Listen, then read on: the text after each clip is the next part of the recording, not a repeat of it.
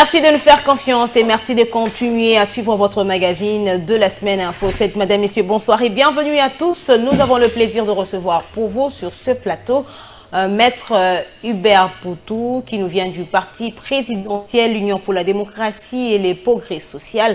C'est avec lui que nous allons actualiser, nous allons donc analyser l'actualité de la semaine qui reste dominée par la situation sécuritaire dans la partie est de la République démocratique du Congo. Maître Hubert, bonsoir. Bonsoir Madame. Bienvenue une fois de plus en 2023 dans l'émission Info 7. Merci beaucoup. C'est pas la première fois. C'est pas la première fois. Meilleur vœu à vous et aussi à tous les journalistes de Congo Web. Merci beaucoup. Et Maître Hubert, comment vous vous portez? Comment vous allez? Et surtout, depuis le début de cette année, l'année 2023, qui est une année électorale. Merci. Nous allons bien. Comme vous constatez que nous avons pu faire les déplacements vers votre chaîne et répondre à votre invitation parfaitement. Nous sommes bien. L'année a commencé, c'est une année électorale comme vous venez de dire. Nous sommes là, le travail avait déjà commencé depuis 2000. Vous avez la charge d'une circonscription d'un district, hein? Oui, je suis le président fédéral de la commission électorale permanente du parti au sein de la fédération de Lukunga. Donc les élections pour les partis présidentiels, c'est vous? Je suis président de la CEP. Voilà, de la CEP fédérale de Lukunga, chargé des élections bien sûr pour le parti. Nous sommes en train de travailler, comme vous savez que déjà depuis 2020-2021, nous étions déjà dans ce travail aux côtés du secrétaire général Augustin Kabouya dans la redynamisation du parti. C'est un travail qu'il avait déjà commencé et nous, au sein de Lukunga, parce que c'est ça notre circonscription, nous avons pu emboîter les pas de sensibiliser la population. Vous êtes sans oublier que nous sommes déjà pendant une période d'enrôlement. Oui. Et nous avons pu sensibiliser la population à l'enrôlement afin que nous puissions non seulement peut-être conserver les sièges qui appartiennent à Lukunga, peut-être aussi faire enrôler plusieurs électeurs afin vous voulez avoir plus de sièges, voilà. Pour accorder un second mandat à Félix Tshisekedi. C'est l'objectif de l'UDPS. Mais aussi lui donner la majorité à l'Assemblée nationale. C'est l'objectif de tous les partenaires qui sont aux côtés de l'UDPS, afin que le président de la République soit réélu. Parce que la réélection là ne posera aucun problème parce que vous savez qu'il n'y a pas de candidat adverse. Parce qu'il n'y a pas d'adversaire. Il y a quand même déjà beaucoup de candidats qui se sont prononcés. Hein, candidat président. On a Martin Fayulu, on a Moïse Katumbi, on a même Jean-Marc Kaboun que vous avez mis en prison. Madame, vous savez que... On a Matata Mpogno aussi. En politique, l'homme qui vous fait peur. Hein. En politique, c'est le moment. Le moment qui détermine l'adversité d'un candidat. Ce n'est pas parce qu'on se prononce, il fallait que la population tire d'oreille. Malheureusement, vous savez que tous les candidats que vous venez de citer, parce que la politique de l'UDPS, c'est de ne pas citer ces gens, parce que vous savez que dans les temps passés, les gens passaient par l'UDPS pour se faire élire et ou alors pour avoir une notoriété au sein de la société. Et c'est ce qu'aujourd'hui nous disons, s'il faut que l'UDPS cite les gens, on risque de leur vendre, de leur donner un peu une considération au sein de la société. Nous pensons, nous ne citerons personne. Et je vous assure que le président de la République n'a pas d'adversaire politique au niveau de l'élection présidentielle. Ce que nous allons nous battre, c'est pour obtenir la majorité parlementaire. C'est là où il y a un peu d'adversaire jusqu'à présent. Vous l'aviez certainement suivi le PPRD de Joseph Kabila Kabange qui a aussi boycotté ces opérations d'identification et d'enrôlement comme vous l'aviez aussi fait à un moment l'UDPS. Comment est-ce que vous voyez cette décision du PPRD qui ne fait pas confiance à ce processus? Madame Noëlla, je vais vous surprendre que lors de sa prise de parole, le secrétaire général Augustin Kabouya avait dit que l'UDPS a une expérience dans le boycott. Parce que vous vous rappelez qu'en 2006, l'UDPS n'était pas partant pour les élections. Là, c'était avec le feu Étienne Tshisekedi. Avec le feu Étienne Tshisekedi, vous connaissez les conséquences. La République a continué de fonctionner et notre ministre je peux dire ancien ministre de la communication avait dit que le ciel ne tombera pas. Effectivement, le ciel est resté. Vous êtes en train de dire aussi au PPRD que le ciel ne tombera pas. Non, mais c'est le principe de la vie parce que effectivement, la vie reste la même. Et aussi, nous sommes en démocratie où on ne peut pas imposer quelqu'un d'aller aux élections parce que c'est un droit. Le droit, on peut renoncer. Si quelqu'un renonce à son droit, on ne peut pas, dans une démocratie, imposer. Au moins que si notre constitution serait changée et qu'on dise que c'est une obligation, les élections à ce moment-là, on constituerait en une infraction le fait de s'abstenir d'aller aux élections. Mais dans le cas d'espèce, il est connu qu'un droit, on peut renoncer à son droit pour des raisons qui sont propres. Et si aujourd'hui, les gens que vous venez de citer estiment qu'ils ne sont pas partants pour les élections, c'est de leur droit. Et nous allons continuer à Mais vivre. certaines personnes estiment qu'ils ont quand même raison parce que vous êtes déjà en train de préparer une fraude électorale. Bon, la fraude, vous savez, penser qu'il y a une fraude avant l'élection, c'est déjà chanter la musique avant qu'il y ait des Mais vous l'aviez instruments. aussi fait. Nous l'avons fait avec des éléments possibles. Mais vous savez, tous les gens aujourd'hui qui sont dans les institutions, ce sont, si vous voyez leur parcours, ce sont soit sont passés pour la première fois à l'UDPS, soit ils ont fonctionné pendant 18 ans. Donc, avec la politique nationaliste du président de la République, ce sont les mêmes personnes qu'on a pu trouver qui se sont converties, selon ses paroles, Qui se sont convertis. qui se sont convertis pour travailler pour la République. Donc, je ne vois pas en mal que les mêmes amis d'hier puissent voir la poux dans le chevet où il n'y en a pas même, où il y a la calvitie de leurs amis. Il y a 2 mois, il y a 6 mois, il y a une année. Parce que tous ces gens que vous voyez en train de travailler aujourd'hui, ce sont les mêmes personnes qui ont travaillé hier avec ceux qui estiment qu'il y aura la fraude. Donc, nous ne pensons pas qu'il y aura une fraude. On continue à enregistrer des adhésions au sein de l'Union Sacrée pour la Nation. Dernièrement, c'est Bochab et certains proches de Joseph Kabila Kabange qui ont rejoint votre train, Union Sacrée de la Nation. Vous avez confiance à ces personnes? Bon, parce que la population craint quand même le fait que vous accueillez ces personnes qui ont travaillé à côté de Joseph Kabila Kabange, sont donné le meilleur d'eux-mêmes, sont travaillés pour l'intérêt de la population, mais vous les accueillez quand même à bras ouverts. Je peux dire que je suis membre de l'Union Sacrée par ricochet. Mais avant tout, je suis membre effectif de l'UDPS. Je n'ai pas le mandat de parler au nom de l'Union Sacrée, encore moins de juger ceux qui adorent. Mais ce qui est vrai que l'UDPS travaille d'abord comme parti politique, afin d'obtenir la réélection du président de la République. Et également, obtenir la majorité parlementaire pour l'UDPS. Donc, savoir ceux qui adorent, s'ils sont de bonne foi ou de mauvaise foi, je crois. Mais sinon, vous avez quand même la réponse, mais vous ne voulez pas au niveau de l'Union Sacrée, il y a des représentants de chaque parti politique. Or, ces représentants, moi, je ne les suis pas pour l'UDPS. Il y a un répondant qui peut donner... Pour vous, Bochab. Pardon? Bochab représente quoi pour vous? Bon, c'est un acteur politique, un professeur d'université pour qui j'ai beaucoup de respect, représente ceux qui représentent dans sa circonscription, parce que vous savez que c'est un élu. En tant qu'élu, il a une circonscription. C'est là, je crois, les habitants de cette circonscription qui peuvent vous répondre s'ils représentent quoi à ce niveau. Même sur le plan national, moi, je ne pense pas qu'il y a quoi. Êtes-vous d'accord avec ceux qui pensent que l'Union Sacrée pour la Nation est les refuges de toutes ces personnes qui ont pillé le denier public, et détourné les deniers publics? Bon, le refuge, je pense non, parce que il y a la justice qui fait son travail, il y a les institutions de la République qui fonctionnent normalement. C'est lui qui estime qu'il a les preuves, parce qu'il y a, vous savez, dans notre code pénal, il y a le système de la saisine du juge. Quiconque estime qu'il a des preuves, il n'a qu'à dénoncer par écrit ou verbalement. Mais je ne pense pas que c'est devant les médias que les gens peuvent commencer à raconter les choses. Mais quand ils sont appelés devant les juges ou devant le magistrat instructeur, il n'y a pas de preuve. Donc moi je pense qu'à cette question, tous Congolais ont le devoir de protéger la chose publique. Ayant l'information, il faut les dénoncer. Merci beaucoup, Madame, Messieurs. Prenons à présent le premier dossier de notre rendez-vous de la semaine. L'opération coup de poing avec le gouverneur de la ville-province de Kinshasa continue. Nous avons vu la démolition de plusieurs constructions anarchiques. On en parle juste après.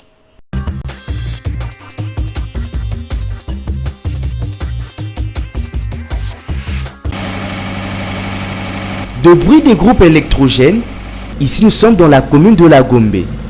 C'est sous ces sonorités que les différentes entreprises installées dans cette partie de la capitale. Motif, la Société nationale d'électricité est quasi absente dans ces coins de Kinshasa. Ici à Congo Web et aux alentours de centres d'handicapés, on peut écouter les bruits des groupes électrogènes retentir de partout. Il y a coupure d'électricité, il y a de cela 6 jours. L'installation des systèmes prépayés ne sert à rien.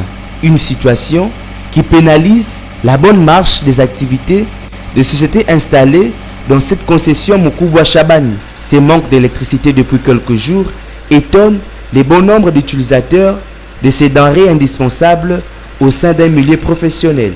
Aucune communication officielle jusque-là de la part de la Société nationale d'électricité. Une indifférence qui ne fait qu'augmenter la fureur des abonnés de cet établissement public. Pour certains, la libéralisation de ces secteurs serait par ailleurs une alternative soulevée. Cette opération consiste à rendre propre, dans le cadre de notre opération que vous connaissez, Kinshasa, Bopeto. Donc cette opération coup de poing, libération des emplois publics, des constructions anarchiques et également des marchés pirates, consiste tout simplement à rendre la ville propre, à dégager les avenues, à rendre visibles les avenues qui commençaient à devenir un peu à l'étroit. On va continuer cette opération qui va s'étendre finalement sur toute la ville. Bon, effectivement, tout au début de mon mandat, j'ai commencé par là. J'ai commencé avec la démolition des constructions anarchiques au niveau des sites de marché. Il y avait un monsieur libanais. Ce monsieur avait érigé 120 magasins sur l'emprise publique du marché central, obligeant de ce fait donc les mamans qui vendaient à cet endroit d'aller vendre sur les avenues, notamment Kato, les avenues Boragading et consorts. Et nous avons commencé par là. Nous avons commencé par démolir les constructions anarchiques érigées sur les emplois publics. Je parle ici de 2019. De gens de mauvais augure m'ont attaqué pour dire que voilà, le gouverneur de la ville était en train de saboter le mandat du président de la République. Et comme il y avait des pesanteurs, il y avait beaucoup de pesanteurs, notamment les Libanais se sont ligués, ils ont mis l'argent pour démolir du côté de la presse. On a dû faire un pas des ailes pour laisser le temps au temps. Et finalement, quand vous chassez les naturels, ils reviennent au galop. Et nous avons repris donc notre opération coup de poing aujourd'hui. Les Quinoises et les Quinois qui ont pris cette mauvaise habitude d'acheter les emprises et de construire là-dessus, donc je leur demande tout simplement d'arrêter. Parce que trop, c'est trop.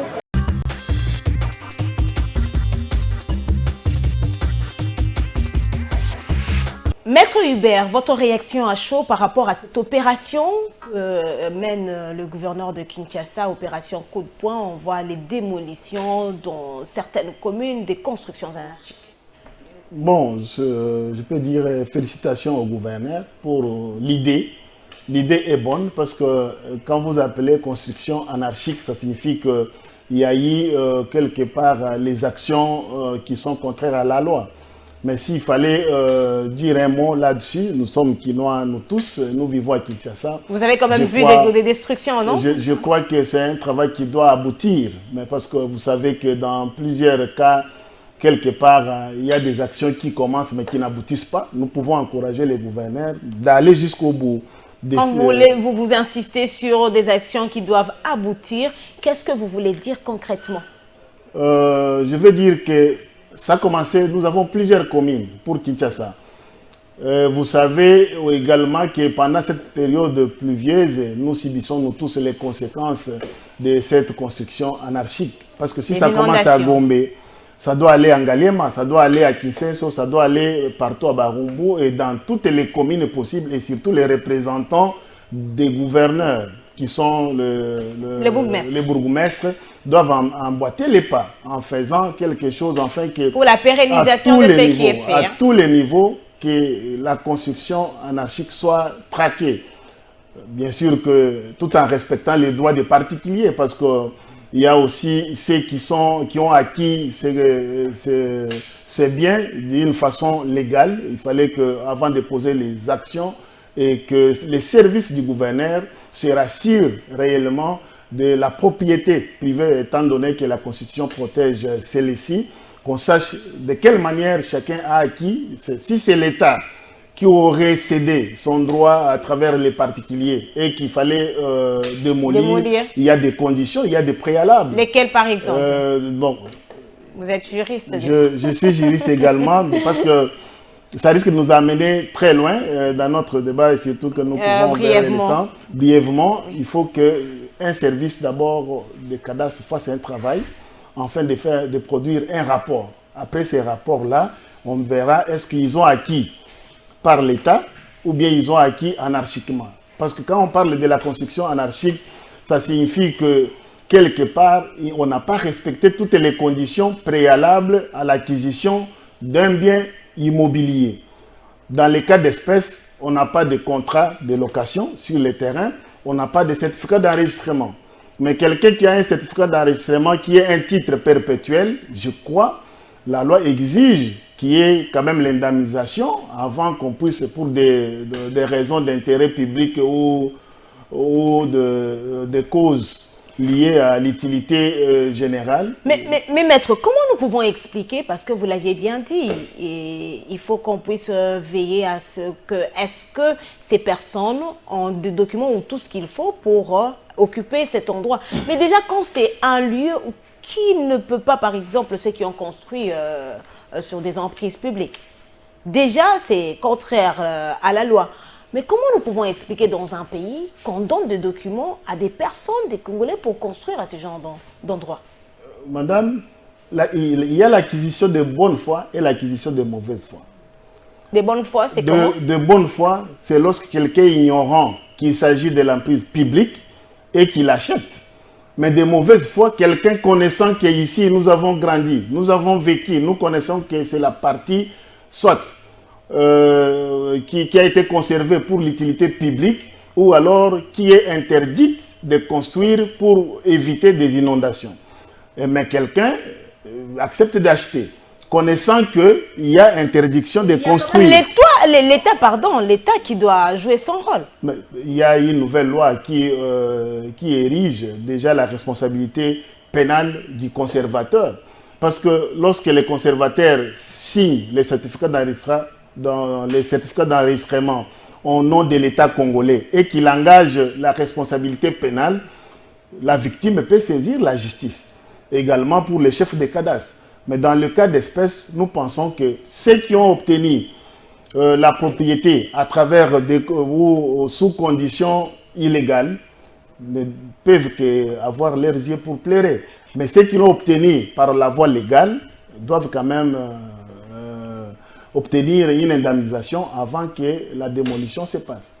Maître Hubert Mpoutou, aujourd'hui votre parti UDPS est au pouvoir. À quand un courant stable dans la capitale congolaise comme à travers la République démocratique du Congo? Vous me faites rire, madame. Courant stable que vous demandez à l'UDPS. Je crois que vous êtes une journaliste d'investigation. Vous recherchez parce que l'UDPS, quand vous êtes venu quand même au pouvoir, vous avez donné tant d'espoir à la population. Le courant, vous aurez de l'eau. Permettez, madame, je crois que vous savez ce qui se passe déjà à la SNEL. Il y a des poursuites qui sont engagées. À ce niveau, il y a des institutions qui travaillent là-dessus. Je crois que ce n'est pas à l'UDPS de répondre à quand les courants stables. Ce sont les mêmes questions que vous avez posées à Joseph Kabila Kabange quand il était au pouvoir. Hein. Mais malheureusement, quand vous dites on a posé à Joseph Kabila, je m'inscris en faux. Parce qu'il y a les répondants. Au moins, nous sommes un parti démocrate.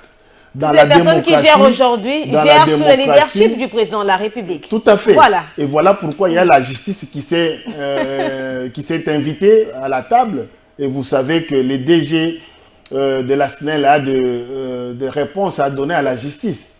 En tant que juriste, en tant qu'avocat, je ne peux pas passer devant le média pour faire des analyses sur un dossier judiciaire qui est en cours. Voilà pourquoi je me réserve là-dessus, vous disant que ce n'est pas à l'UDPS, parce qu'il y a un DG il y a un PCA, il y a un comité, un conseil d'administration, je crois, ils pourront répondre à cette question, madame. Est-ce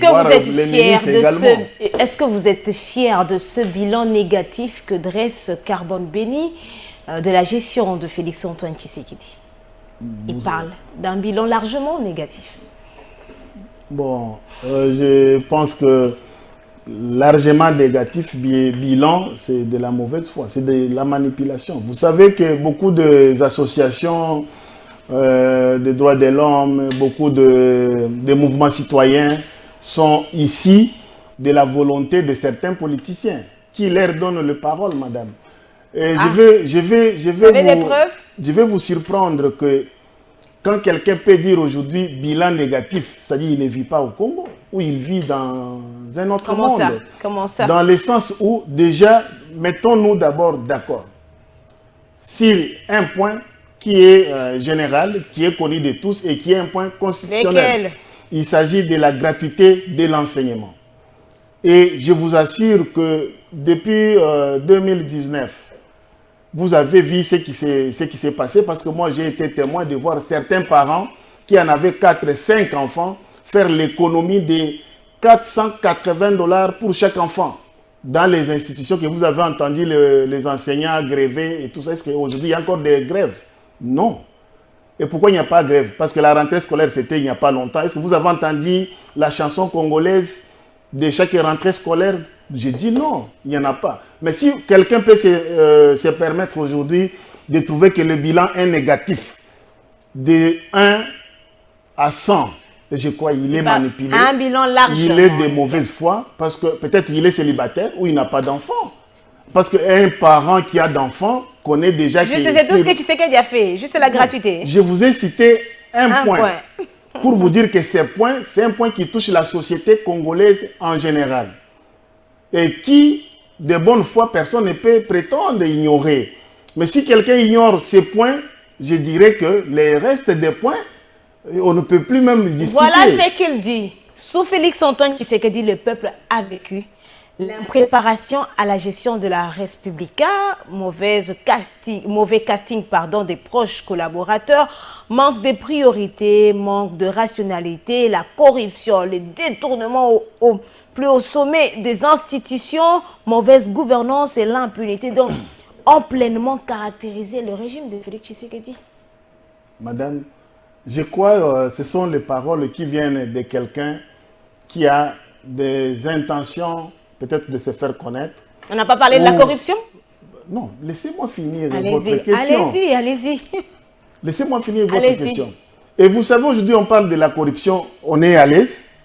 Nous parlons de la corruption, je peux terminer l'émission, rentrer chez moi et dormir. C'est parce que Félix Tshisekedi est arrivé au pouvoir. Parce que c'était une question interdite. Vous êtes interdite? Qui? Oui, d'en parler. Parce qu'aujourd'hui, la corruption n'est pas venue avec Félix Tshisekedi. Avec Joseph Kabila, on ne pouvait pas parler de la corruption. On ne pouvait pas parler parce que ça existe, c'est une infraction qui existe depuis avant notre naissance dans les codes pénals congolais.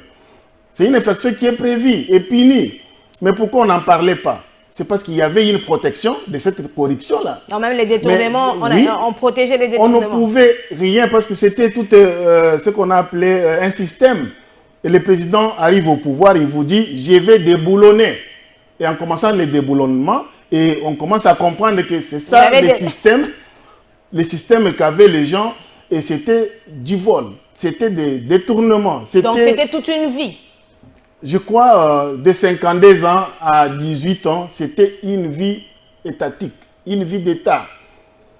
Et aujourd'hui, nous pouvons dire qu'il y a des ministres qui ont été inquiétés, il y a des DG qui ont été inquiétés, il y a des gestionnaires publics. Inquiétés pour quelle finalité? Non, la finalité, vous savez... Parce qu'ils ne sont plus en prison pour la plupart. Eteni Longondo, qui est toujours en liberté provisoire, on n'en parle même plus, mais on le voit quand même avec vous dans des réunions de l'UDPS. Il n'y a que le juge instructeur. Bon, chez nous, on appelle les magistrats instructeurs. Les magistrats instructeurs qui a les secrets de l'instruction. Moi-même, si je peux y accéder en tant qu'avocat, je ne peux pas exposer ça sur la place publique. Mais je vous assure que, madame, l'arrivée du président Félix Antoine Tshisekedi Tshilombo au pouvoir a sauvé la République. A sauvé la République. A sauvé la République parce qu'aujourd'hui, les signaux là sont là clairs. Tenez, il n'y a pas 2 ans, il n'y a pas 4 ans, il n'y a pas 5 ans, ce pays était géré avec 4 milliards de dollars comme budget. Mais aujourd'hui, nous parlons du budget à 15 milliards. Merci beaucoup. Et ce n'est pas une estimation, ce sont les chiffres qui sont vérifiables.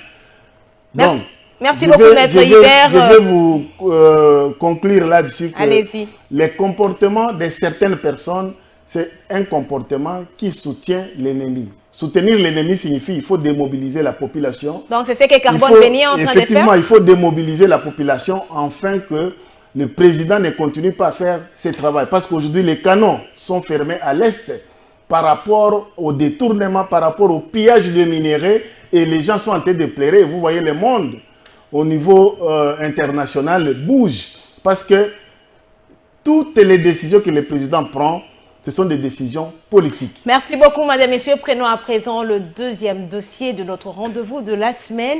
6 ans déjà depuis le départ de feu Étienne Tshisekedi Wamulumba.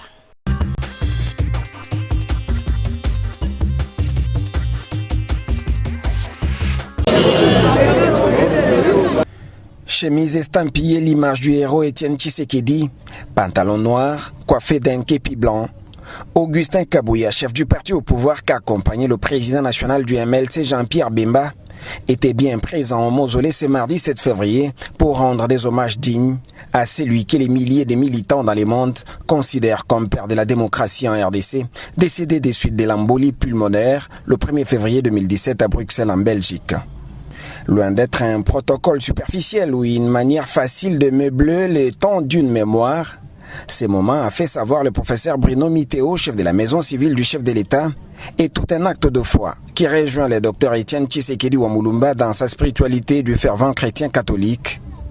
Bruno Mitteo ne va pas finir son allocution sans dire merci à l'UDPS, avec en première ligne Moana Bouté pour sa coopération mutuelle autour de cette manifestation ô combien importante. Pour sa part, l'officiant de la messe d'action de grâce a rappelé les combats pour l'instauration de l'état de droit, combat mené avec bravoure par le Sphinx, tout en insistant que ceci sera enseigné de génération en génération. Oui, en évoquant le souvenir de cet homme, nous voulons que les générations futures retiennent que Étienne Tshisekedi a vécu et qu'il vivra à jamais. En présence de Jean-Michel Samaloukonde, représentant le chef de l'État Félix Tshisekedi en déplacement en Afrique du Sud, et des présidents de 2 chambres du Parlement, le secrétaire général de l'UDPS Augustin Kabouya a pris la parole pour notamment lancer un message réconciliant entre l'Église catholique et ceux des Congolais qui étaient mécontents du discours de l'archevêque de Kinshasa lors de la Sainte Messe en Ndolo. Je tiens aussi à remercier les autorités de l'Église catholique. Et je profite de l'occasion pour exhorter les uns et les autres de tourner la page de l'incident malheureux que nous avons connu il y a quelques jours.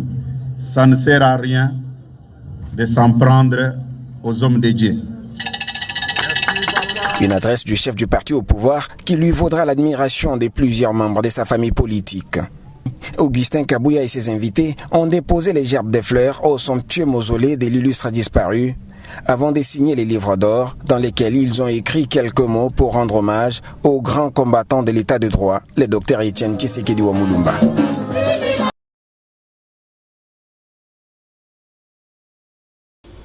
Le rond-point Huiléry, situé dans la commune de Lingwala, a connu une ambiance de fête à l'occasion de la campagne de sensibilisation au 9e jeu de la francophonie prévu au mois de juillet prochain à Kinshasa. Plusieurs activités étaient au rendez-vous, à savoir la musique, la danse et autres épreuves. Des freestyles ont emballé les spectateurs sur place. Véronica Kayembe, conseillère du directeur des Jeux, estime que cette activité vient de confirmer la tenue des Jeux et la réussite qui est au rendez-vous de cette joute internationale. Pour nous, ce genre d'activité est très important parce qu'il faut que chaque Quinois comprenne l'importance des Jeux, comprenne la pertinence des Jeux et puisse être capable d'y participer. De toute notre génération, des Jeux comme ceux-ci ne se sont jamais passés. De toute l'histoire de la RDC depuis l'indépendance, des Jeux comme ceux-ci n'ont jamais été reçus en RDC. Donc nous sommes très heureux de voir que le chef de l'État a vraiment mis son poing sur la table en insistant que les Jeux se passent en RDC pour le bonheur de tous les Congolais et particulièrement la jeunesse qui va bénéficier de toutes les infrastructures qui vont rester un legs venu des Jeux de la francophonie. Nous sommes très fiers de cet événement. Eric Mpoy, superviseur de la commission périphérique du comité de 9e Jeux de la francophonie, a ajouté ceci. Et comme vous l'avez vu aujourd'hui, vous avez vu une jeunesse forte, dansante et heureuse d'accueillir les Jeux. Et comme vous savez, les Jeux de la francophonie, c'est la jeunesse. Aujourd'hui, nous avons voulu marquer le coup avec ces débuts de campagne autour des Jeux de la francophonie que vous allez voir encore. Aujourd'hui, c'est un début, c'est une première activité, mais vous allez voir dans toute la ville de Kinshasa qui accueille les Jeux, vous allez voir une diversité d'activités. Et donc, nous remercions vraiment la mobilisation autour de cette activité. À en croire les membres du comité national de ces Jeux, cette campagne se poursuivra dans d'autres communes dans la ville dans tous les prochains jours en vue de permettre à la population de Kinshasa en particulier et congolaise en général de s'approprier ces Jeux.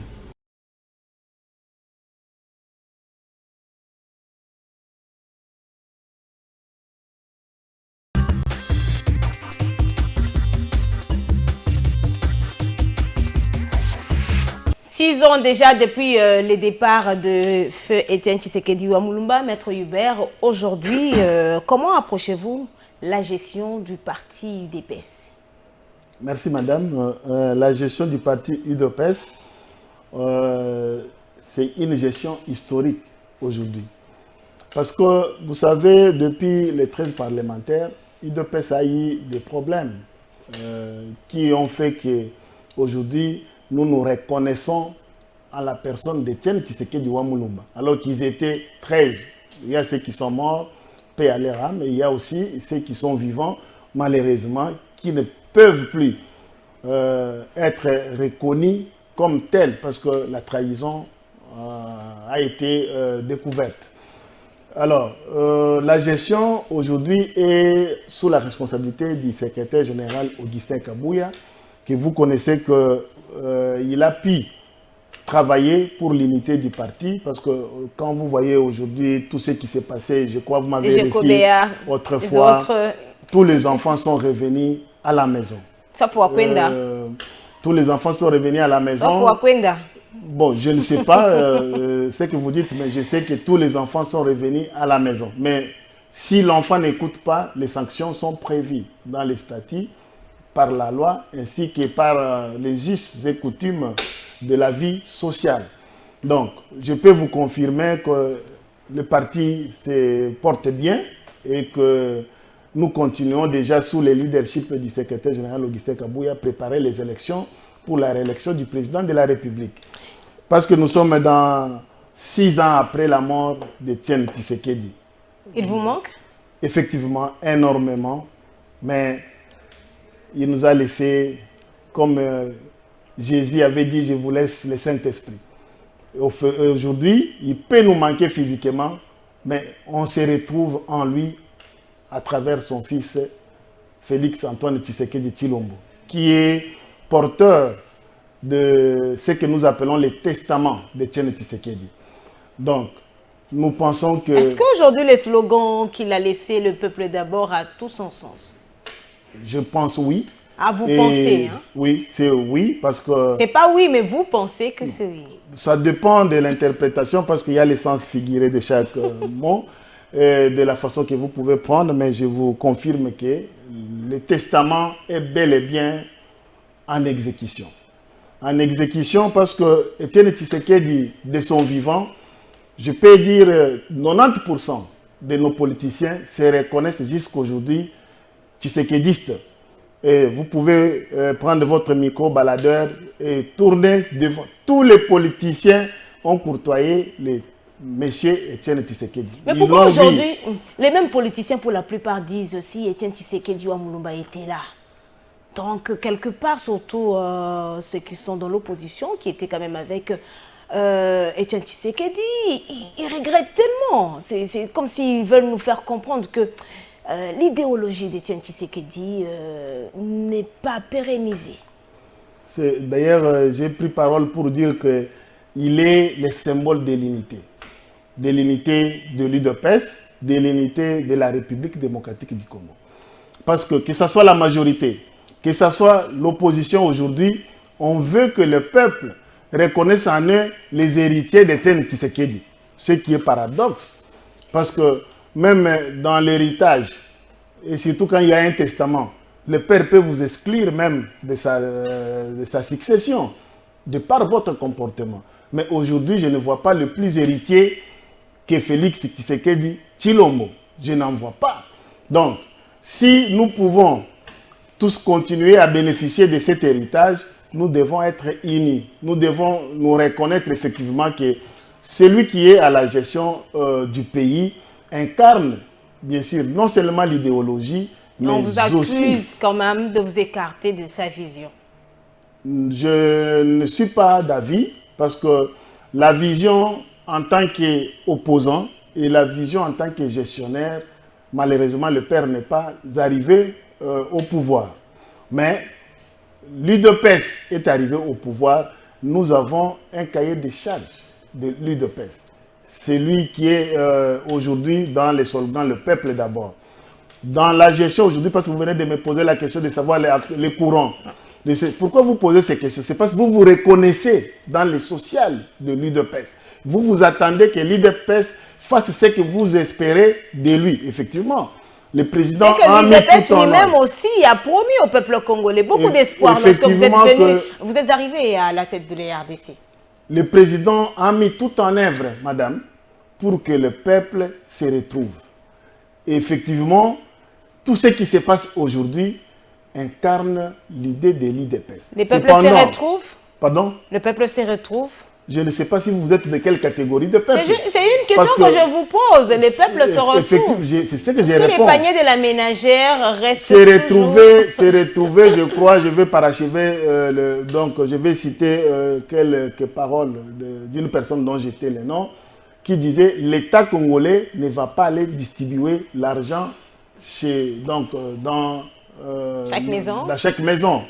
Mais l'État congolais crée des conditions, favorise à ce que chaque ménageur ou chaque ménage puisse accéder avec des conditions. Oui, laissez-moi finir, madame. Merci. Aujourd'hui, parce que vous vous posez la question, moi qui vous parle, pour quitter Kinshasa, arriver à Goma, j'ai payé $780. Aller et retour $780.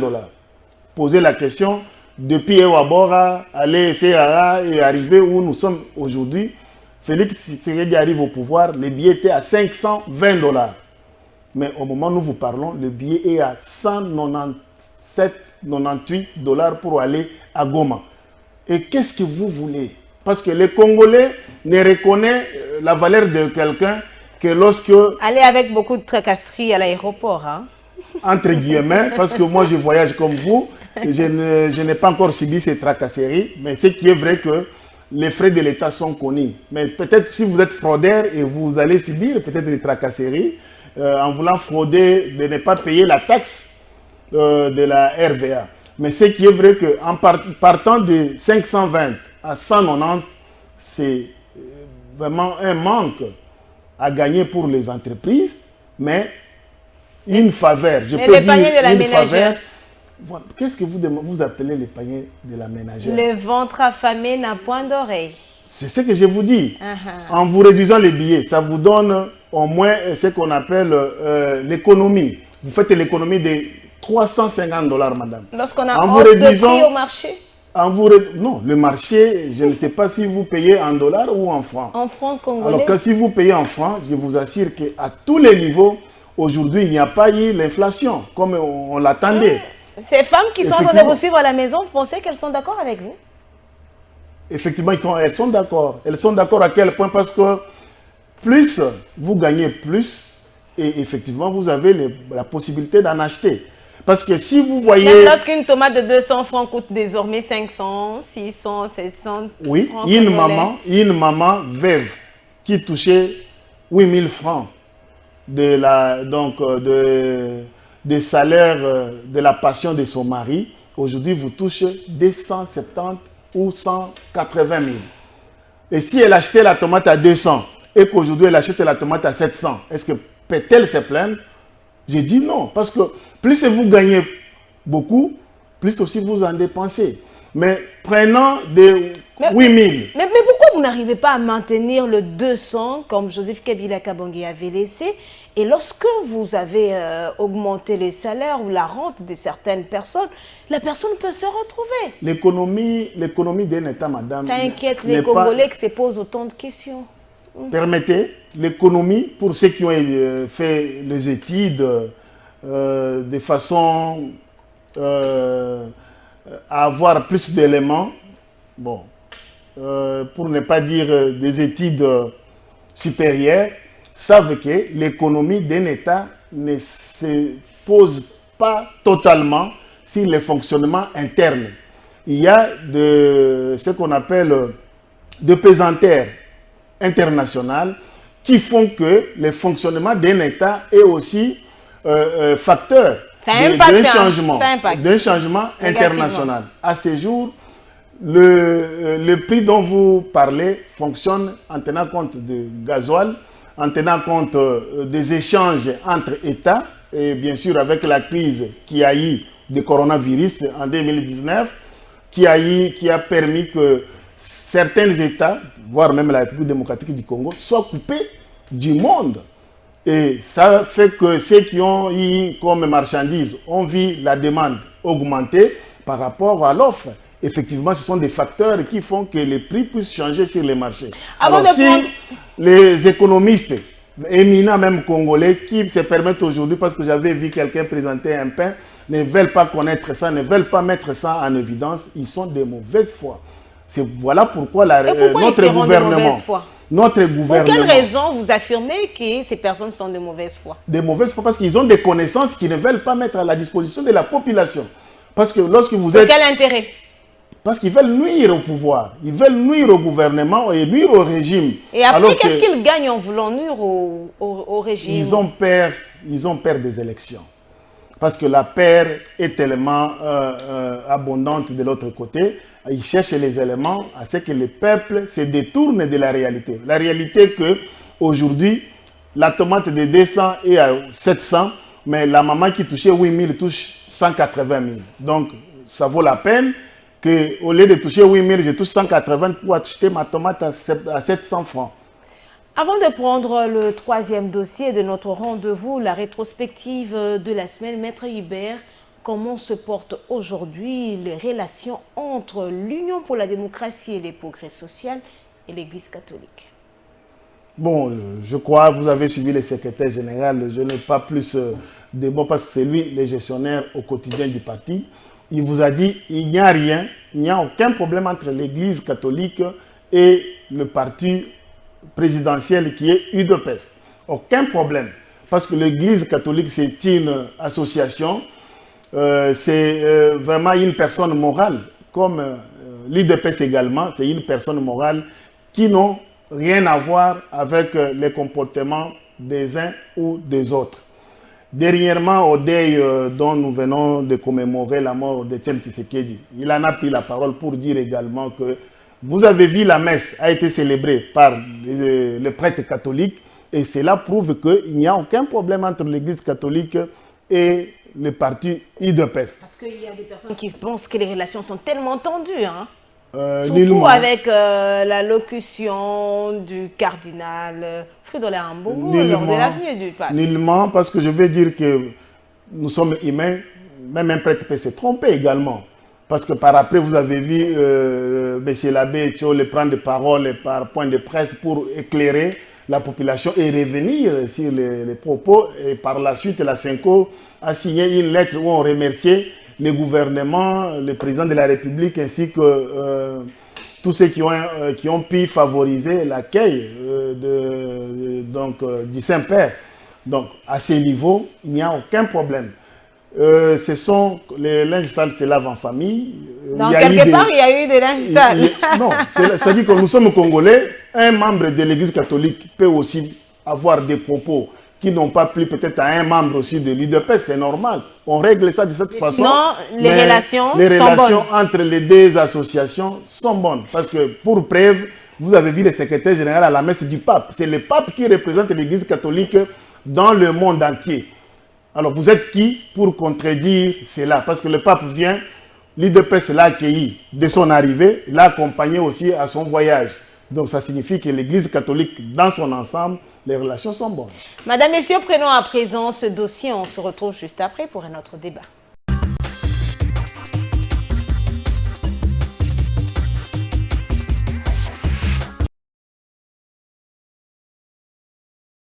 Le président de l'Assemblée nationale a reçu dans son cabinet de travail le sénateur et ancien président de la Chambre basse du Parlement.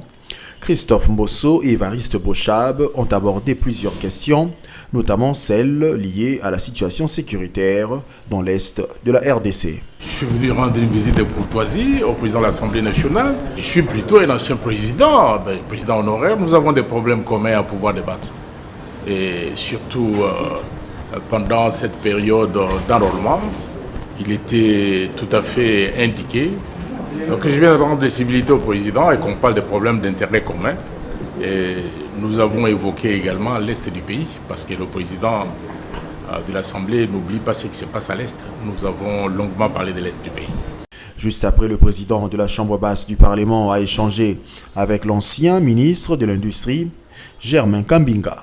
Avec le président de l'Assemblée nationale, il a été question de répondre à une invitation qui est la sienne, dans le cadre de certaines consultations qu'il entame, pour recueillir les avis et considérations de la classe politique en rapport avec le processus électoral, les élections à venir et surtout la situation globale du pays dans les circonstances que nous connaissons avec la guerre et l'insécurité grandissante dans la partie est de notre pays. Le point de vue du centre n'est pas un secret. Nous avons fait de nombreux communiqués et nous avons toujours dit la même chose, qu'il ne peut y avoir d'opposition en période de guerre, que en toute logique, toute la cohésion devrait être de mise pour accompagner les efforts du gouvernement, le président de la République également. Peu importe qu'il y ait un processus électoral, de notre point de vue, à partir du moment où nous sommes en guerre, c'est un argument qui joue en faveur d'un vaste rassemblement autour du chef de l'État. À savoir que face aux enjeux de l'heure, la cohésion nationale s'avère la démarche appropriée pour les speakers de la Chambre basse du Parlement. Après avoir constaté la continuité de l'intox, le Conseil supérieur de l'audiovisuel et de la communication décide encore une fois de plus ce vendredi 10 février de la coupure des signaux des chaînes rwandaises captées dans des bouquets BlueSat, StarTime et DSTV après la suspension des Canal+ pour une durée de 90 jours. Selon le CESAC, ces chaînes rwandaises s'emploient à l'intox, à l'incitation à la désobéissance civile, à l'insurrection générale contre l'autorité publique de la RDC et le dénigrement systématique des institutions nationales et de leurs animateurs ainsi qu'à l'apologie de la guerre. Sur le plan sécuritaire, le CESAC fait savoir que ces chaînes rwandaises s'emploient aussi à démotiver l'armée congolaise au profit des rebelles du M23 jugés comme mouvement terroriste par Kinshasa.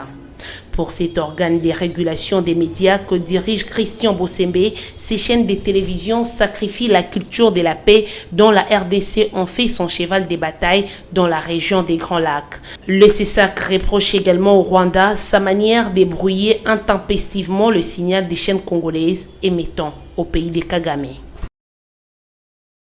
C'est dans la soirée que le ministre de la Communication et Médias a tenu les briefings presse ce jeudi, une communication axée sur l'état d'avancement de la mission de pacification dans le Grand Bandundu, précisément dans le Kwamout. Patrick Mouyaya a co-animé avec la ministre déléguée près les présidents de la République et le vice-ministre de l'Intérieur. Le porte-parole du gouvernement donne ici la raison de ces face-à-face avec la presse. Il s'agit de la situation sécuritaire dans le Grand Bandundu de manière générale, mais à Kwamouth de manière particulière. Comme vous le savez, il y a eu beaucoup d'attaques des assaillants, de conflits intercommunautaires, et dans le cadre de la stratégie gouvernementale, la stratégie du président de la République pour amener la paix dans cette partie du territoire national, il a été mandaté une mission spéciale de pacification pour accompagner les efforts de forces de sécurité qui devaient ramener la paix dans cette partie du pays. Ce soir, nous avons pensé faire le point de la question, même si elle est encore en cours. Prenant la parole à son tour, la ministre déléguée près le président de la République qui répondait pour la première fois à ce rendez-vous donne plus de précisions sur la commission mise en place par le président de la République. Nous sommes dans notre première phase de la mission qui consiste à évacuer les enfants. Nous sommes tenus aussi à un secret. On ne peut pas déjà tout dire parce que, comme je le disais, il y a la troisième phase qui portera sur... que la justice va prendre à main pour nous dire qui était derrière ou pas. Nous pouvons confirmer qu'il y a eu instrumentalisation. Et pour sa part, le vice-ministre de l'Intérieur renchérit que le plus important, c'est le résultat enregistré à ce jour, car le cas des tueries a été revu à la baisse. Jean-Claude Molipé rassure que l'accalmie est en train d'élire domicile Kwamouth. S'agissant des auteurs de cette situation à Kwamouth, le vice-ministre de l'Intérieur précise que les responsabilités seront établies dans la troisième phase de cette opération.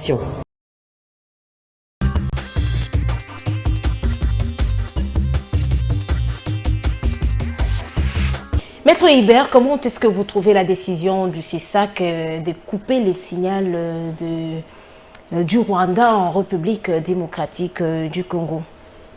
Merci Madame Noëlla. C'est une décision à saluer parce que vous savez, en droit international, il y a ce qu'on appelle la réciprocité. Il a été d'abord, avant d'arriver sur des raisons évoquées, il a été fait savoir que les jours de l'arrivée du pape, les Rwandais avaient coupé les signaux de chaînes qui émettent au Rwanda, en RDC. Et cela a poussé notre gouvernement à faire d'abord une raison de réciprocité. Qu'à cela ne tienne, en suivant la décision de CISAC, il y a eu plus d'éléments, à savoir qu'il s'agit ici des éléments qui touchent à la sécurité de l'État, qui touchent à l'intégrité territoriale, qui touchent également à des violations de la loi et des principes journalistiques. Donc, pour ces raisons, je crois qu'il faut saluer, parce qu'à la tête de cette institution, il y a eu un Congolais courageux. Parce que trouver qu'un pays qui nous agresse, parce que ce n'est plus un secret, aujourd'hui même au niveau des Nations Unies, il a été, si vous avez suivi France 24 il y a 48 heures, on a fait savoir que tous les éléments sont là qui prouvent que le Rwanda agresse la RDC en travers le M23. Le M23. Alors aujourd'hui, un pays qui nous agresse, qui se donne le courage de désinformer la population avec des émissions, parce que j'avais suivi déjà une émission où vous trouvez qu'ils sont en train de dénigrer le fonctionnement de nos institutions, et puis ils font des débats, des choses de la République démocratique du Congo qui n'ont rien à voir avec le Rwanda. Et comment est-ce que vous voyez cette stratégie-là?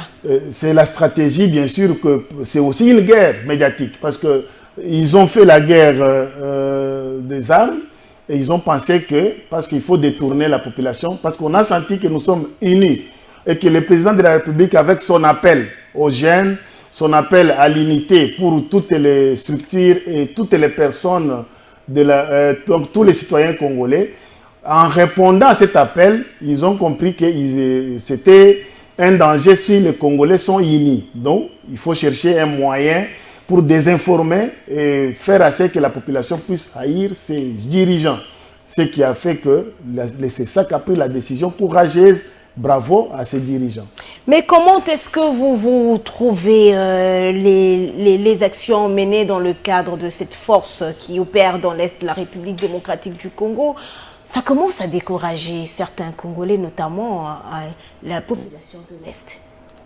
Madame, nous n'allons pas dire la population de l'Est. L'Est, c'est la République démocratique du Congo. Et je ne suis pas d'avis quand les gens parlent de l'Est, disent de la population de l'Est. Je pense qu'il faut parler de la population congolaise. La population congolaise est en train de veiller avec beaucoup d'attention sur les comportements de cette force. Et vous avez suivi le président de la République s'adressant directement au général lors de leurs assises au niveau de Bujumbura. Et la population congolaise a réagi dans la partie Est. Et je crois, parce que vous savez, vous les journalistes qui prenez parole, chaque fois que vous parlez la question de l'Est, de la population de l'Est, ça entre dans nos cœurs de façon à de considérer comme touchés, comme partisans. Non, mais c'est une affaire qui touche la RDC. Qui touche la RDC dans son cœur. Et d'où, il faut, quand nous parlons, nous devons marteler sur la question de la population congolaise en général. Parce que même à Kinshasa, il y a eu les gens qui, quand vous regardez dans les réseaux sociaux, qui ne sont pas d'accord, qui ne sont pas contents du comportement affiché avec toutes les vidéos qui circulent sur les réseaux sociaux, de la proximité entre les M23 et cette force régionale. Et il y a à se poser des questions. Tout a été dit par les présidents de la République. Georges Kapiamba parle d'un agenda caché de cette force. Mais nous sommes la République démocratique du Congo, madame. Nous sommes un peuple souverain, nous sommes un peuple éveillé. Je pense que s'il y a un plan, ça va échouer. Parce qu'à la tête, nous avons un Congolais qui s'appelle... Mais ça sera quand? Entre-temps, on va continuer à tuer. Non. Vous savez, le président a dit qu'il fera tout pour que la paix revienne à l'Est. Il y a des choses à encourager, madame. Parce qu'au niveau des Nations Unies, la question est sur la table. La question fait déjà débat. Et c'est parce qu'il y a cette diplomatie que le président de la République est en train de faire. Et je veux vous surprendre également encore qu'il y a 10 ans, il y a 5 ans, citer le Rwanda, c'était un tabou. Devant la télé comme nous sommes avec vous. Et si aujourd'hui nous avons un des Congolais qui nous a montré que voici l'agresseur de notre... Parce que je ne peux pas dire que ceux qui ont dirigé 50 ans, 18 ans ne savaient pas l'agresseur. Ils le savaient parce que ce sont des secrets d'État. Ils n'ont pas voulu les citer. Mais aujourd'hui nous avons un Congolais du centre, un Congolais du sang de père et de mère. Et pourquoi vous insistez sur le sang, vous insistez sur le Congolais? Parce qu'on a eu toujours des Congolais qui ont géré ce pays. Non, je veux vous montrer que le cœur du fer, le cœur de l'homme, le cœur du fer, madame, quand on se dit Congolais, c'est dans les actes. On ne doit pas se dire Congolais parce qu'on est, est sur une chaise ou on est sur un fauteuil du pouvoir. On est Congolais dans les sangs et dans les actes. Les actes posés par Félix Antoine Tshisekedi prouvent à la face du monde qu'ils ont affaire à un Congolais qui ne permettra même pas un centime de notre espace aller chez qui que ce soit. Et voilà pourquoi il appelle à l'unité, il appelle à l'unisson de tous les Congolais afin de barrer la route. Parce que ses ennemis collaborent avec certains Congolais. Voilà pourquoi nous devons être unis, nous devons dire non à l'ennemi afin que demain ou après-demain, que la paix revienne pour toute la République démocratique du Congo. Vous parlez, nous parlons de la situation dans la partie est de la République démocratique du Congo. Aujourd'hui, plusieurs voix estiment que la diplomatie a montré ses limites. La diplomatie n'a pas montré ses limites, madame, parce que les gens peuvent prendre ça comme un jeu d'hasard. Le pape, son arrivée en RDC, c'est un résultat avant tout de la diplomatie de notre régime. Rappelez-vous que le pape, c'est le premier des catholiques. Ces déplacements sont programmés 5 ans, 10 ans, parfois même 20 ans, alors qu'on ne sait pas quel est Donc le déplacement du pape en RDC a été déjà programmé. Pardon? Donc le déplacement du pape en RDC, c'est ce que je vais vous dire. Ça peut être programmé même 50 ans, mais il ne se déplacera jamais tant que le pouvoir ne lui rassure pas. C'est le système qui rassure donc l'hôte pour lui dire venaient. Donc il faut quand même dire aussi merci à Joseph Kabila Kabang. Les papes, non, peut-être vous ne comprenez pas. Je vous ai donné juste les fonctionnements. Mais je ne vous dis pas que l'arrivée du pape, c'était un programme il y a 10 ans. Vous comprenez ce que je veux dire? Je vous ai montré que pour que les papes se déplacent, c'est un travail à la fois du régime en place et aussi du régime du Vatican. Parce qu'il envoie des émissaires pour savoir si son arrivée n'entache pas sa personnalité. Le pape est arrivé en RDC, il est revenu je vais arriver à finir d'abord parce que la question c'était sur la diplomatie. Et aujourd'hui, le pape arrive, sur ses lèvres, c'est la question de l'Est. Sur ses lèvres, c'est la question de ceux qui tirent les ficelles. Et vous pouvez prendre ça comme un jeu d'hasard. Vous pouvez prendre ça comme quelque chose qui peut se faire parce que quelqu'un a reçu 10 000 francs. Non.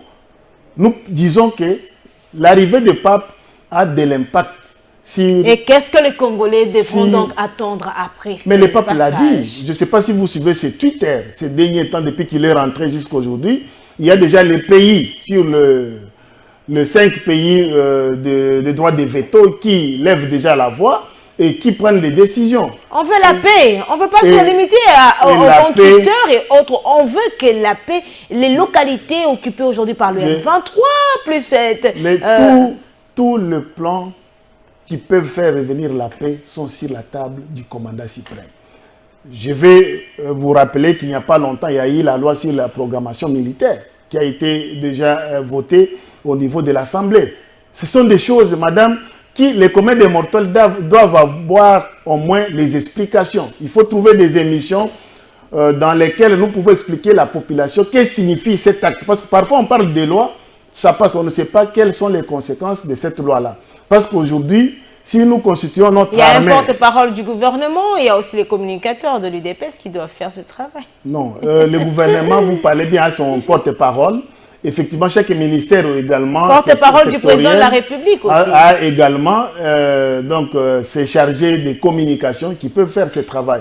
Mais à notre niveau, lorsque nous avons l'occasion, nous devons en parler. Parce que aujourd'hui, 52 ans, 18 ans, on n'a pas obtenu la loi qui organise la force dans notre pays, les FARDC. Mais nous avons maintenant la loi qui constitue à ce que l'armée soit organisée par la loi et non par les sentiments individuels des gens. Et cette loi-là donne des principes et des garanties afin que l'armée soit une force constituée avec la loi qui a été votée au niveau du Parlement.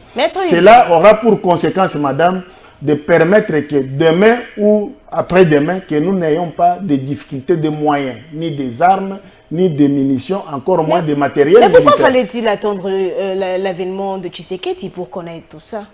Voilà pourquoi je vous ai dit, nous avons un Congolais de père et de mère. C'est la volonté politique, madame, qui fait que les actions soient menées pour notre État. Aujourd'hui, si nous parlons de l'Est, comme on peut le parler aujourd'hui, je crois que nous étions parmi ces jeunes qui ont réclamé il y a 5 ans, 10 ans, pourquoi la question de l'Est faisait tabou. Personne ne pouvait en parler comme nous le disons aujourd'hui. Alors, ça réveille des consciences internes et des consciences externes. La République n'est pas aussi isolée. Il y a aussi des amis de la République qui en parlent dans tous les forums internationaux. Nous pensons que d'ici peu, la paix va revenir avec Félix Antoine Tshisekedi Tshilombo comme président de la République. Raison pour laquelle nous disons que 2023, nous devons lui accorder encore le deuxième mandat. Le deuxième mandat pour qu'il aboutisse tout ce qu'il a commencé, afin que le peuple congolais dans son ensemble, parce que je vais vous surprendre qu'en 2021, à l'entrée de Mutebousi à Bukavu, nous étions étudiants et nous avons marché dans toute la République démocratique du Congo parce que c'est la question de la République. En 2001. En 2001. Alors, nous avons marché, nous avons réclamé enfin que la paix revienne à Bukavu. Effectivement, avec le fait général Mayele, la paix était revenue dans 48 heures. Et les Rwandais s'étaient retirés. Donc, c'est pour vous dire que ça demande juste la volonté politique et la détermination de la population congolaise. La situation de l'Est, là, est-ce que nous devons toujours, jusqu'où la RDC doit continuer à attendre sa main? Parce qu'aujourd'hui, plusieurs personnes estiment que la paix ne reviendra qu'avec les Congolais.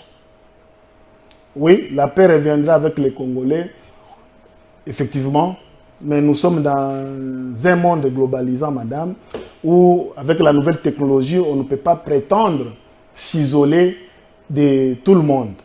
Mais néanmoins, les Congolais doivent prendre d'abord la conscience, parce que celui qui vient vous aider voit d'abord votre effort personnel. Et aujourd'hui, nous pensons que, parce que vous avez vu combien de jeunes se sont mobilisés à l'appel des jeunes qui ont accepté d'aller servir sous les drapeaux comme militaires. Et avec cet appel, madame, ça a montré au niveau international que le président de la République est écouté au sein de la population congolaise. Et effectivement, les nombres en hommes augmentent. Avec la levée de l'embargo, le nombre aussi en armement va augmenter. Est-ce que la RDC est prête pour la guerre? Pardon? La RDC est prête pour la guerre. Parce qu'aujourd'hui, plusieurs personnes sur les lèvres des Congolais, on parle de la guerre. Mais qui veut la paix, madame, prépare la guerre. Nous ne pouvons pas nous dire ne pas être prêts. Nous sommes prêts à toute éventualité. Mais nous avons un commandant suprême que nous devons suivre la stratégie. La stratégie militaire ne se discute pas sur les plateaux. Nous sommes Congolais et nous sommes porteurs du sang qui crie de nos ancêtres, des sangs de ces martyrs-là qui ont fait qu'aujourd'hui nous puissions nous avoir un Congo indépendant. Un Congo tel qu'il est aujourd'hui. Je crois que nous avons le seul objectif, c'est de protéger, comme le président a dit, tant qu'il sera là où il est, même pas un centimètre. Vous avez suivi plusieurs pasteurs, plusieurs prêtres prendre parole parce qu'il s'agit ici de la question nationale. Merci beaucoup, madame, messieurs. Prenons ce dernier dossier de notre rendez-vous de la semaine.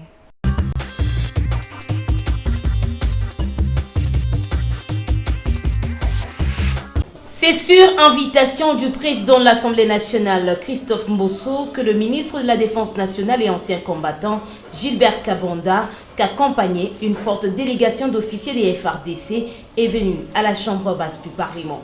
Il était question de faire le point sur la situation d'insécurité dans la partie est de la République démocratique du Congo, précisément dans le territoire de Rutshuru. À en croire le numéro 1 de la défense de la République démocratique du Congo, cet exercice est légitime. En tant que représentants du peuple, c'est eux qui vont dire au peuple ce que l'armée est en train de faire, ce que l'armée va faire et ce que l'armée compte comme résultat au bout des actions qui seront menées. Trahison au sein de l'armée, il y en a peut-être, mais ce que nous sommes en train de faire et que nous puissions mettre en place un dispositif qui nous permettent de gagner rapidement. L'Assemblée nationale a demandé au chef d'état-major des forces armées de la RDC et au ministre de la Défense nationale et anciens combattants de prendre des dispositions urgentes pour la restauration de la paix dans cette partie de la République démocratique du Congo. Notre peuple tient à ce que notre armée se ressaisisse, prenne un sursaut d'orgueil pour barrer la route au M23 supplétif de l'armée rwandaise. Ensuite, nous avons demandé au chef d'état-major des forces armées et au ministre de la Défense de prendre des dispositions urgentes que requiert la gravité de la situation à l'est du pays. Ici est de noter que la Chambre basse du Parlement va saisir le président de la République de prendre des décisions courageuses si les forces régionales dans la partie est de la République démocratique du Congo n'arrivent pas à faire convenablement leur travail. Si dans un délai raisonnable que les forces régionales n'arrivent pas à nous soutenir contre l'agresseur et qu'ils se complaisent à soutenir ou à aider nos ennemis, nous demanderons au commandant suprême des forces armées, qui est le président de la République, chef de l'État, pour qu'il prenne la décision qui s'impose.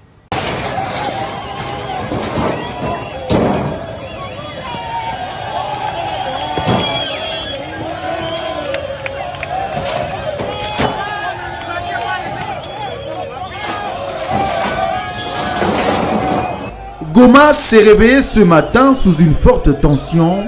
La population a ces jours pris d'assaut les rues de la ville. À cet effet, le Gomatracien réclame le départ de la force régionale des milieux urbains. Pour les habitants de ce coin du pays, ces militaires doivent se retrouver au front afin de combattre le mouvement terroriste du 1-23 soutenu par le Rwanda. Cependant, la journée de ce lundi à Goma a pris la forme d'une ville morte. Descendu sur le terrain, le gouverneur militaire de la province du Nord Kivu a tenté d'apaiser le manifestant.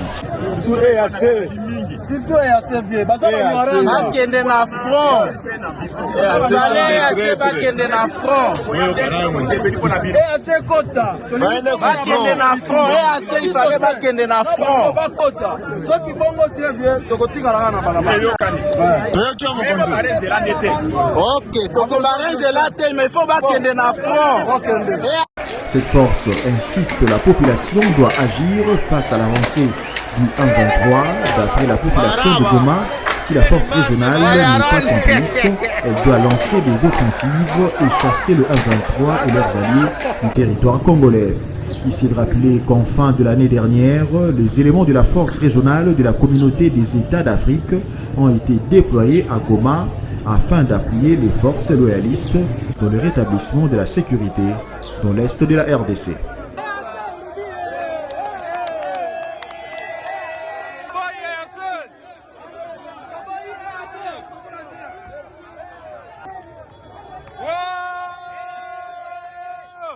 Le message de ce soir, au regard de ce que le président de la CENI vient de dire là, il est spécialement adressé à notre population, à nos populations de l'Est du pays, qui doivent être rassurées de ce que, pour le gouvernement de la République, le processus électoral devra concerner tous les coins de notre pays.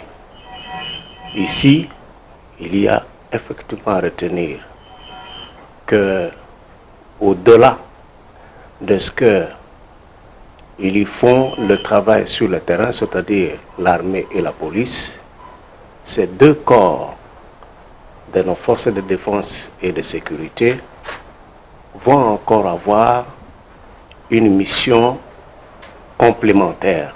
Celle-ci qui consistera essentiellement à la sécurisation du processus électoral. Donc, et l'armée et la police seront mobilisés pour que nos populations de l'Est, parce qu'il s'agit très spécialement de celles-là, participent tous, dans la mesure du possible, à ce processus d'enrôlement.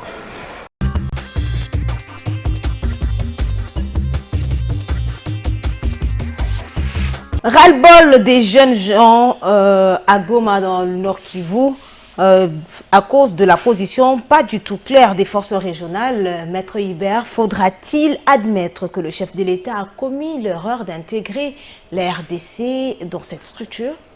Non, nous disons non. Il n'a commis ou dans cette organisation aucune erreur, madame, parce que vous savez, l'organisation n'a pas seulement pour mission d'aller intervenir militairement dans des pays membres. Mais aussi, il y a des avantages que plusieurs personnes, surtout les commerçants, surtout les voyageurs, savent combien ils bénéficient de cette adhésion. Mais cela n'empêche que nous soyons vigilants sur certaines actions, sur certains comportements de nos... Certains observateurs même disent qu'en voulant résoudre un problème, Félix Tshisekedi a créé un autre. Bon, vous dites bien certains observateurs, ils sont libres de mettre un point de vue, mais sur le plan économique, si vous avez déjà fait un tour de ces côtés, pour les Congolais, parce que j'ai déjà fait quand même le voyage de ces côtés, ceux qui payaient ce qu'on appelle visa, de passage entre les Congo, et les pays membres de cette organisation. Oui, le Congo, le Kenya, la Tanzanie, le Burundi. C'était beaucoup manque à gagner pour beaucoup de commerçants qui devaient tourner vers la marchandise, devaient quitter à Dar es Salaam ou quitter à Mombasa Et c'était toute une charge. Mais aujourd'hui, avec l'adhésion, donc il y a maintenant libre circulation. Donc sur ce point, il y a quoi c'est féliciter. Mais néanmoins, parce que nous avons un problème qui est le problème d'insécurité, on peut faire confiance aux partenaires. Cela n'empêche pas que au moment du moment que vous avez fait confiance à votre partenaire et que le partenaire ne soit pas de bonne foi. Parce qu'il n'y a que Dieu qui interroge les cœurs. Il y a même quelqu'un qui disait pourquoi Tshisekedi a importé la guerre. Parce qu'avant, la guerre n'était pas du tout en RDC, mais Tshisekedi a importé la guerre. Bon, c'est peut-être un étranger qui vous dit cela, parce que quand vous allez à l'Est, madame, tout enfant allant de 0, bon, je peux dire les enfants qui parlent, de 4 ans à 25 ans, aujourd'hui, vous dit que j'ai déjà fait un déplacement, soit d'un jour ou de 2 jours, fouillant les coups de balle. Vous pouvez poser cette question de 4 ans à 25 ans. Alors, Félix n'a que 4 ans au pouvoir. Ça signifie qu'il y en a plusieurs années que la guerre là est à l'Est. Cela n'empêche que ce soit Félix qui met fin à cette guerre. Parce que, bien que n'étant pas le géniteur de cette guerre, mais il en mettra fin. Parce que c'est la volonté politique qui s'est manifestée depuis dans un l'homme. temps, on voit un rapprochement RDC-Ukraine. Est-ce que la RDC se tourne maintenant vers les Ukrainiens pour trouver une suite en ce qui concerne la situation de l'Est? Je ne suis pas celui qui est approprié de répondre à la question parce que je n'ai aucune information là-dessus. Mais à ce que je sache, la Constitution, la loi, les us et coutumes donnent le pouvoir au commandant suprême de prendre des décisions courageuses, des décisions importantes pour sauver l'État congolais.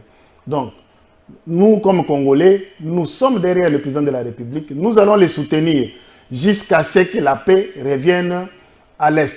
Peu importe le moyen qu'il pourra utiliser, mais nous avons besoin que la paix revienne. Parce que la République, dans son ensemble, a besoin de la paix. Quelle garantie pour des élections libres, crédibles et apaisées en 2023?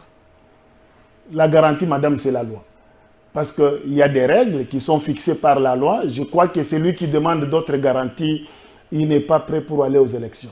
Parce que la garantie dans une société, c'est une société organisée où il y a des lois et des règlements qu'il faut respecter. Je crois que c'est la première garantie que les gens peuvent se faire lisant la loi électorale, lisant la loi sur la CENI, ainsi que de décisions et règlements qui organisent les élections. Je pense qu'à ce point, si quelqu'un vous dit non, je veux une garantie personnelle, individuelle, il n'est pas peut-être prêt pour aller aux élections parce que la loi est impersonnelle et elle est générale. Si aujourd'hui on venait consulter Maître Hubert pour un point de vue, situation sécuritaire tendue dans l'Est de la RDC, d'un côté la RDC doit respecter, Félix Tshisekedi lui-même ne cesse de le dire, qu'il va respecter la constitution de la RDC en organisant les élections 2023 et avec cette situation dans la partie Est, quel conseil vous allez donner? Des élections avec les 2 provinces sous état de siège ou des élections sans les 2 provinces? Qu'est-ce que vous allez dire?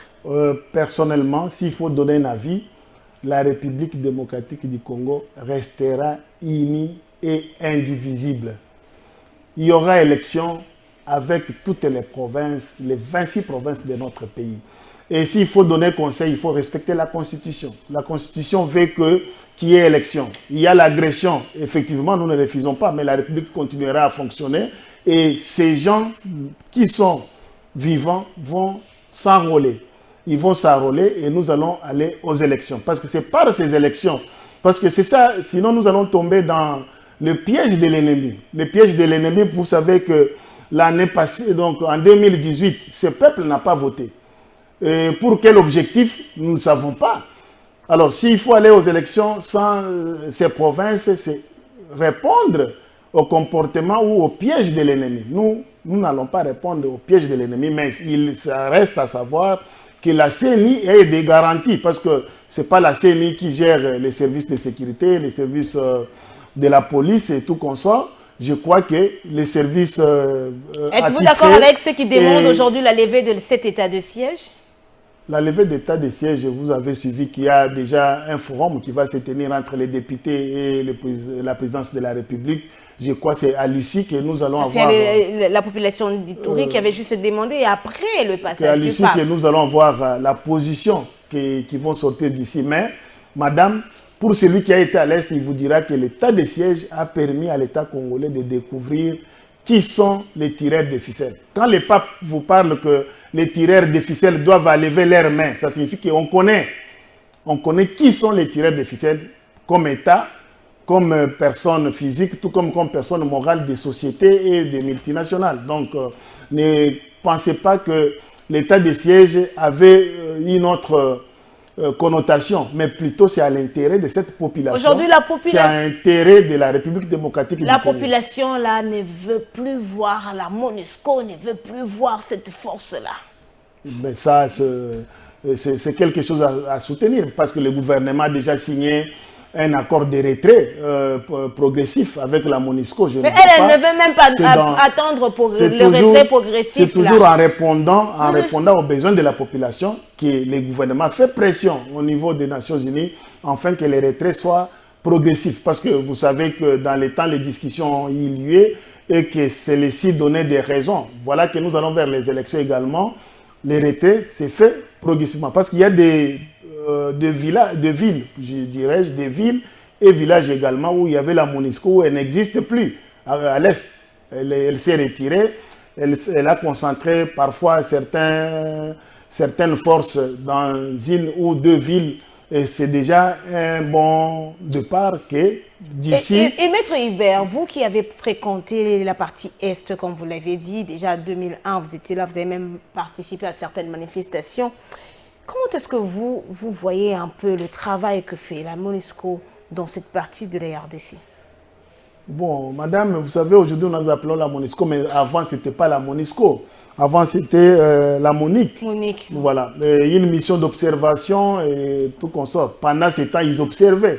Mais avec toujours la réclamation de la population, ils ont pu évoluer pour devenir une mission de protection de la population et puis une mission d'intervention. Est-ce qu'elle a vraiment joué son rôle de protection de la population? Personnellement, en tant qu'individu, j'ai dit non. La MONUSCO, c'est aussi un malheur congolais.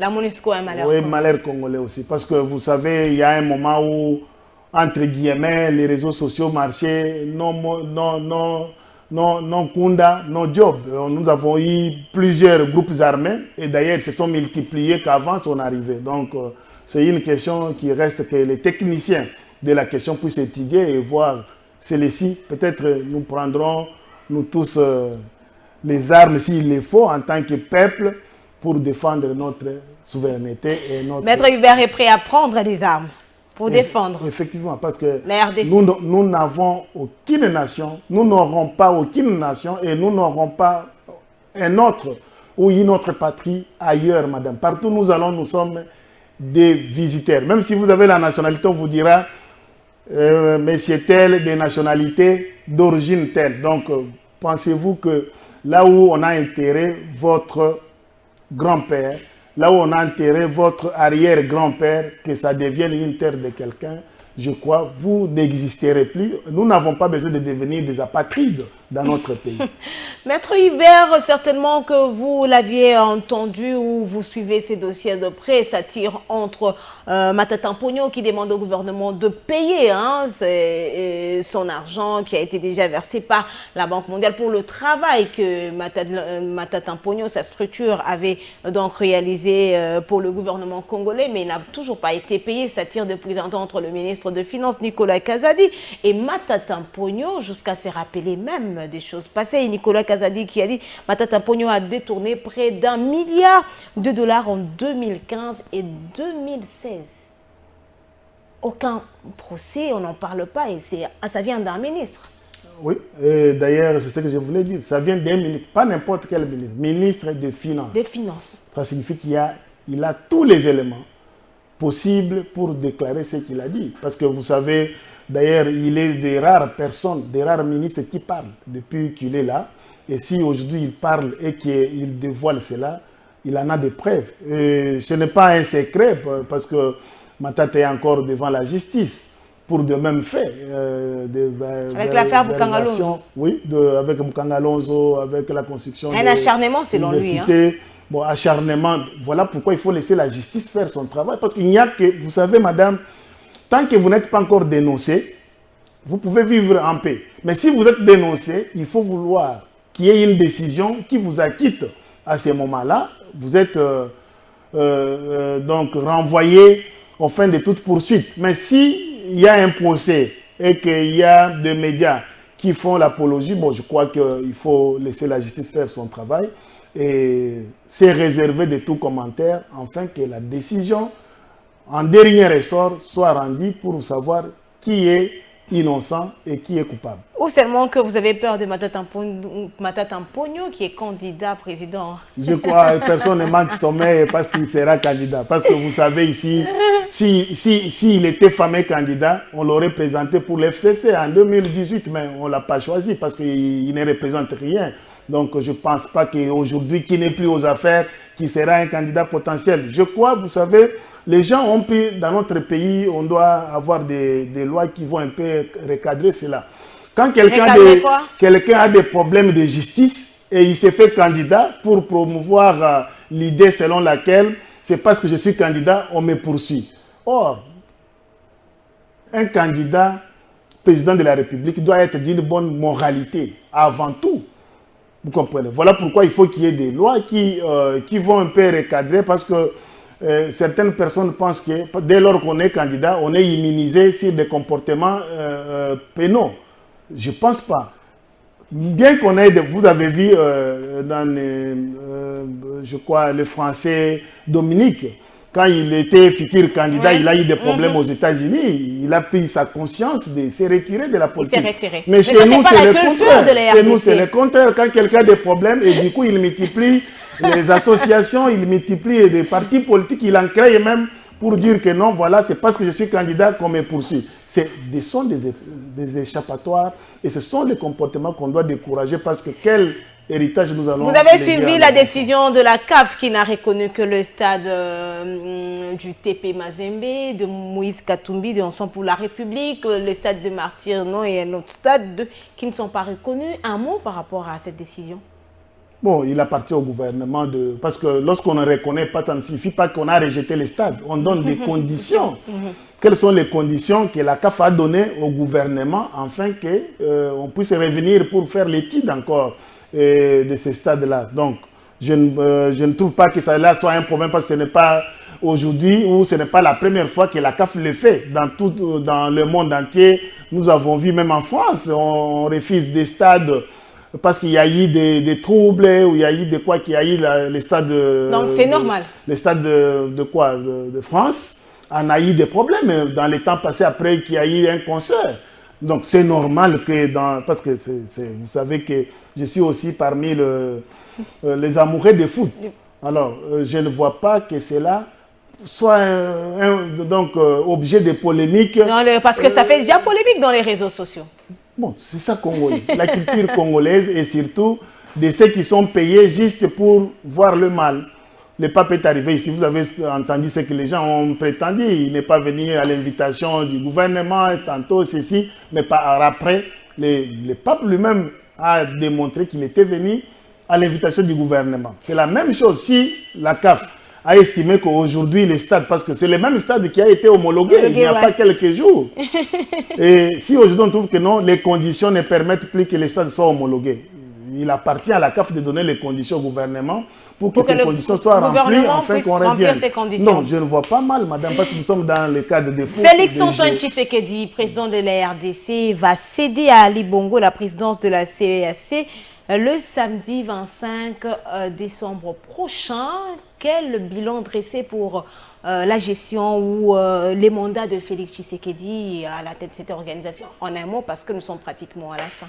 Oui, en un mot, madame, vous savez que depuis son arrivée, son accession au pouvoir, le président a démontré sa capacité de réunir les Africains, sa capacité de porter les questions congolaises au niveau international. Ce n'est pas seulement ce que vous venez d'appeler les EAC, mais également il était le président de l'Union africaine. Et également, il va passer le président d'une commission également de la SADC. Donc, je crois, à ce niveau, nous pouvons les féliciter. Bravo au président de la République, parce que après tout, il en passe de bonne foi et il entre aussi de bonne foi. Et il pose des jalons, parce qu'il s'agit ici d'une gestion africaine, d'une gestion régionale. Et nous sommes fiers parce que la République, depuis la création de certaines organisations, n'a jamais géré. Mais avec son arrivée au pouvoir, nous gérons les organisations. C'est sur le plan international, ça joue beaucoup parce qu'il y a des questions qui sont réglées au niveau des comités de gestion de ces organisations internationales. Bravo au président de la République. Maître Hubert Poutou, c'est complètement fini. Adressez-vous à cette population et ce sera votre mot de la fin. Merci madame. Je vais demander à la population de toujours soutenir le président de la République, Félix Antoine Tshisekedi Tshilombo, qui est le commandant suprême, le magistrat suprême et celui qui a la gestion de notre pays. Si nous les soutenons, donc nous soutenons la République démocratique du Congo.